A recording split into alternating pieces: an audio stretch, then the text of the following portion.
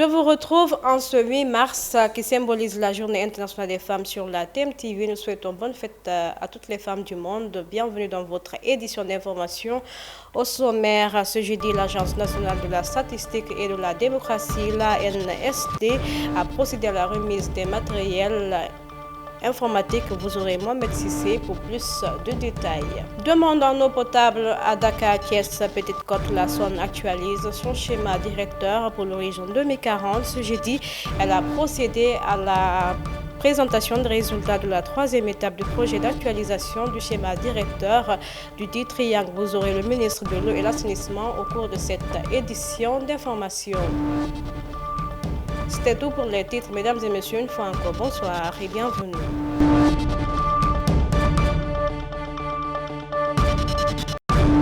Comme je le disais dans les titres, ce jeudi, la ANSD, Agence nationale de la statistique et de la démocratie, a procédé à la remise des matériels informatiques. Selon le directeur général, l'État a donné le budget de 23 milliards pour réaliser l'opération de recensement sur toute l'étendue du territoire sénégalais, puis 4 milliards pour l'équipement ordinateur, tablettes et autres qui sont les propriétés exclusives de l'État décernées aux universitaires, les maires, gouverneurs, préfets pour effectuer la collecte des données fiables. Suivons cet élément de reportage de Mohamed Sissé.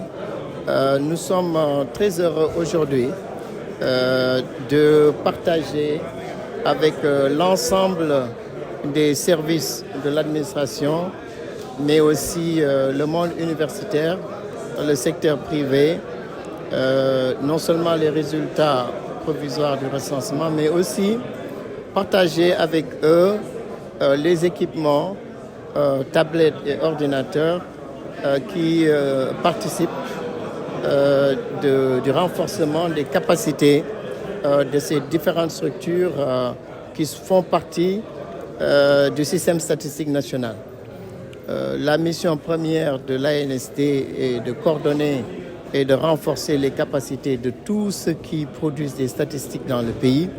Mais un des objectifs du recensement aussi, c'était de renforcer les capacités techniques, mais aussi en infrastructure, ces services qui ont énormément contribué à la réussite de ce recensement. Ce recensement est une excellente réussite qui est très riche en informations et les Sénégalais s'en rendront compte dans les semaines, mois à venir. Nous l'avons réussi grâce au concours de l'État, 23 milliards, aux ménages qui nous ont ouvert leurs portes, mais aussi à tous les services de l'administration, mais le secteur privé aussi. Et aujourd'hui, nous avons fait une première vague de remise d'ordinateurs et de tablettes pour le commandement territorial. Vous avez vu aussi les universités, UCAD, UGB, Université de Thiès, Université Assane Seck de Ziguinchor, Université de Bambey. Toutes les universités sont dotées d'ordinateurs et de tablettes. Les ordinateurs, c'est une valeur d'à peu près 570 millions. Les tablettes, ça tourne autour de 375 millions. Bref, c'est un lot d'équipements qui tourne autour de 1 milliard et qui vont servir à toutes ces entités, mais qui vont aussi marquer peut-être, c'est ce qu'on souhaite, le regain du partenariat entre l'ANSD et les différentes structures de l'administration qui produisent des données ou qui participent à l'analyse de ces données. Donc nous sommes très satisfaits. C'est une première vague, c'est une première cérémonie. D'autres vont suivre pour bénéficier de ces équipements qui seront aussi fournis en données statistiques.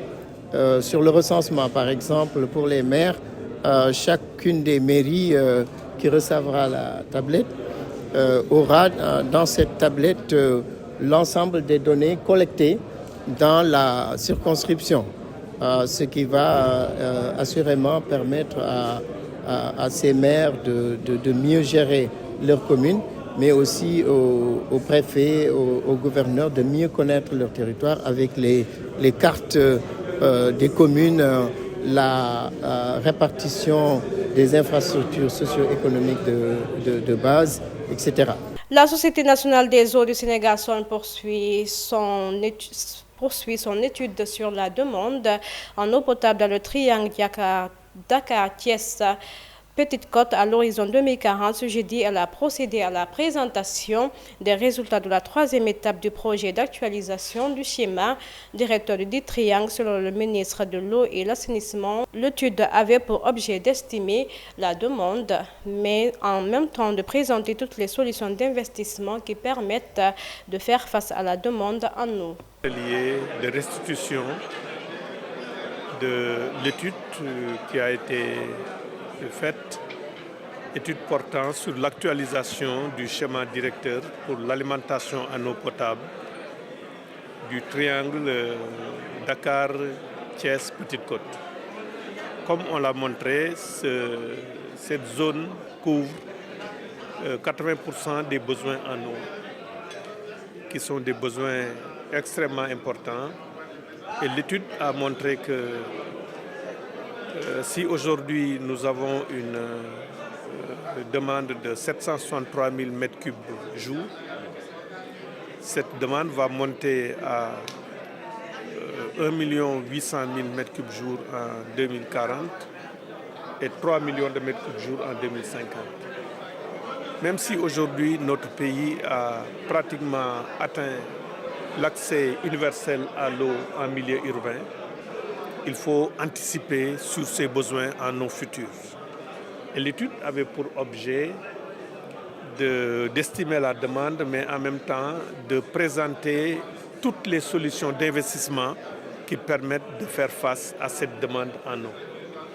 Parmi ces solutions, on a écarté d'emblée les solutions basées sur le captage des eaux souterraines, parce que ces eaux souterraines doivent continuer à être des réserves et sont très vulnérables. Donc nous sommes plutôt dans des solutions de dessalement, avec une 3e unité de dessalement qui serait prévue sur la Grande Côte, des solutions de transfert encore depuis le lac de Guiers ou bien directement depuis le fleuve Sénégal, et des solutions. Dans le cadre de la lutte contre le chômage au Sénégal, la Confédération nationale des travailleurs du Sénégal, la CNTS, vient de signer mercredi dernier une convention de partenariat avec la direction de l'emploi. À travers ce partenariat, les deux organisations veulent mutualiser leurs moyens dans le cadre de la sensibilisation et de la formation des jeunes. Il faut rappeler que le secrétaire général Lamine Fadl a fait savoir que cette convention tourne autour des deux axes majeurs qui sont l'employabilité des jeunes et l'immigration clandestine. Nous avons mbégte dajeek la direction de l'emploi du ministère de la formation professionnelle et de l'insertion. Direction boobu nag xam ngeen moo yor li ñuy wax liggéey ci Sénégal. Ñu toog ñu daje nag ak suñu xale yi les jeunes de la CNTS pour waxtaan signer benn convention boobu nag war a jàppale xale yi ñu am liggéey, mais liggéey nag dafa am aspect bu ci am solo mooy li ngay jàng nga mën ci am débouché. Donc foofu la ñu bëgg surtout convention bi foofu la gën a màcc que nit ñi xarañ ci métier yoo xam ne bii daañ ci am débouché ci Sénégal.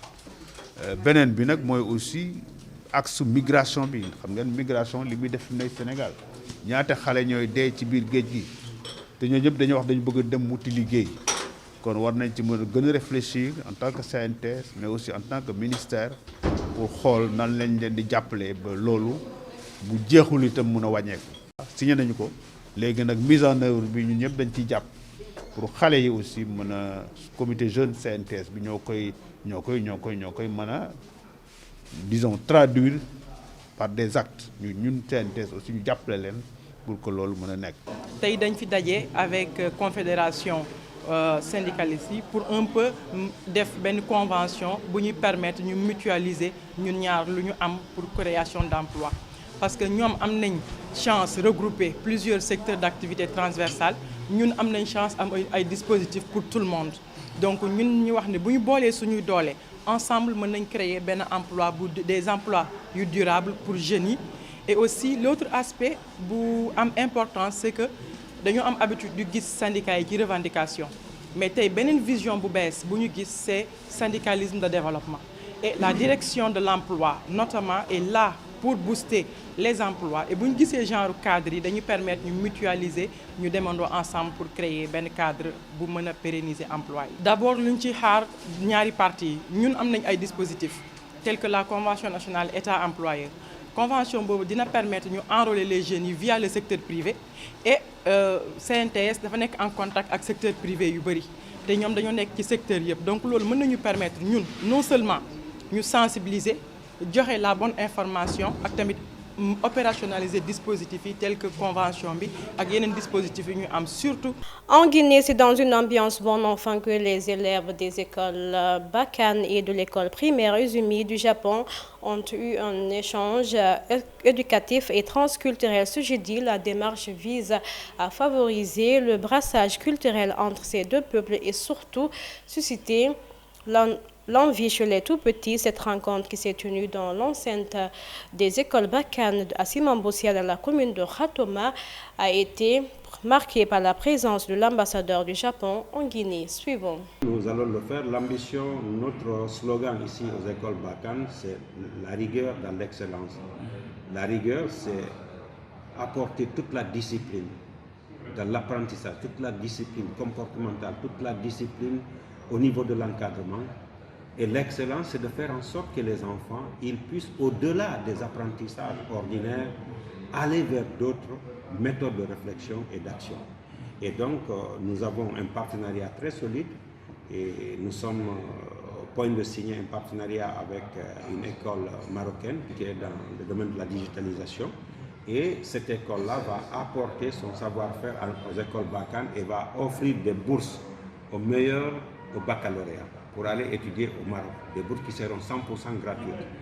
Et parallèlement à ça, nous sommes avec les Japonais et nous sommes en train de développer d'autres types de partenariats avec des écoles canadiennes.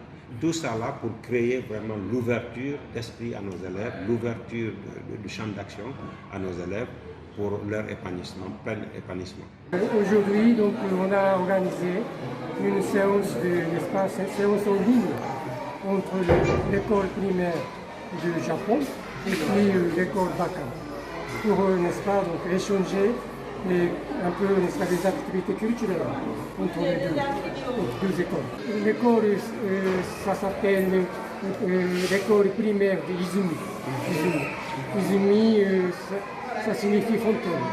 Bon, donc, en général, ça peut améliorer, comment dit-on, élargir, n'est-ce pas, donc le lien, renforcer le lien culturel entre le Japon et la Guinée. Et spécialement cette fois-ci, c'est au niveau de l'école primaire. Parce que donc l'école se situe au Japon, dans la ville de Sakata. Sakata est mon ville natale. Donc, directeur d'école de l'école primaire d'Izumi, c'est mon ami.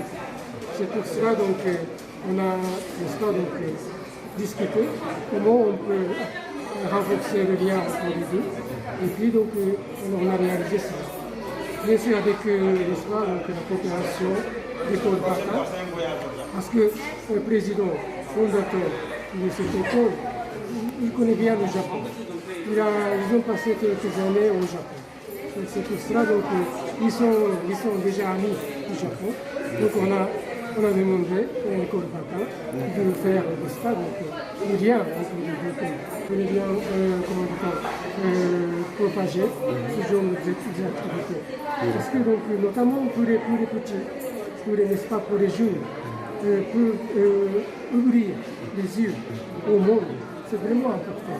Non seulement au Japon, mais au Guinée. C'est pour ça qu'on aimerait faire ce genre d'activités, plus, si possible.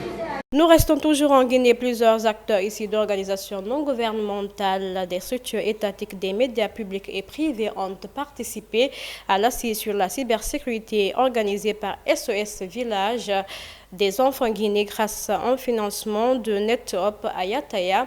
Ce jeudi, l'idée était de sensibiliser des acteurs à l'adoption et à la mise en œuvre des normes de cybersécurité, de favoriser la collaboration multipartie et de plaider en faveur de la protection du secteur humanitaire. Aujourd'hui, lorsqu'on parle de cybersécurité, je pense que de plus en plus, en ce qui concerne les organisations de développement et les organisations humanitaires,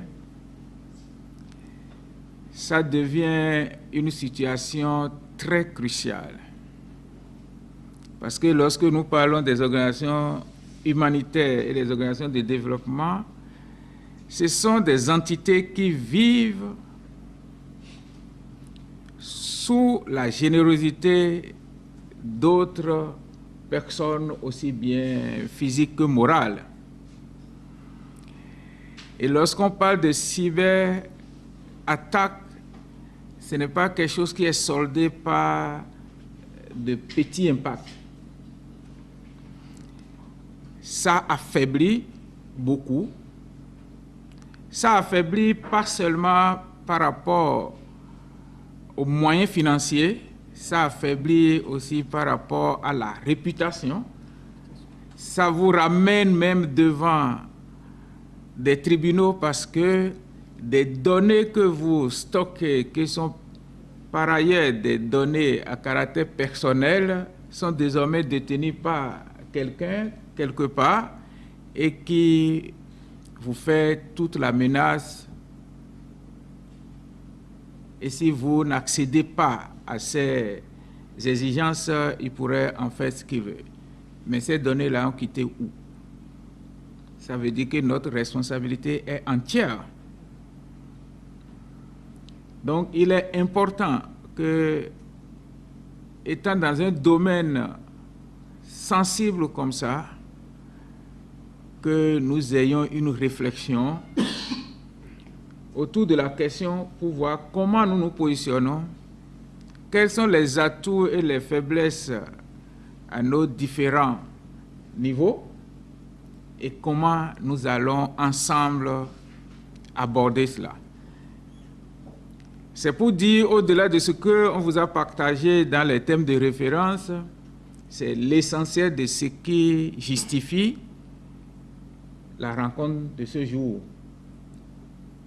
Donc, mon souhait, c'est que nous profitions, c'est que vous profitiez de cette rencontre pour aborder ces différents aspects de la question dont nous parlons. Je n'en suis pas un spécialiste. Ce que je dis n'est que quelques aspects sur lesquels on m'a briefé. Je sais que vous êtes les mieux avertis dans le domaine et avec les panélistes, avec vos différentes expériences, avec vos différentes expériences, je pense que de cette rencontre, des recommandations et des dispositions aussi pertinentes que réalistes vont sortir pour que le monde humanitaire et le monde de développement en revue de Guinée soient plus avertis, soient plus préparés dans cette nouvelle dynamique que nous sommes désormais, parce que nous ne pourrons plus travailler en disant que non, on va retourner à l'ancienne, il n'y aura plus d'Internet, on va travailler sans ordinateur, etc. C'est avec cet élément que nous bouclons cette édition d'information. Merci de l'avoir suivi sur la télévision Tamashek, la première télévision malienne au Sénégal. Bon week-end en notre compagnie.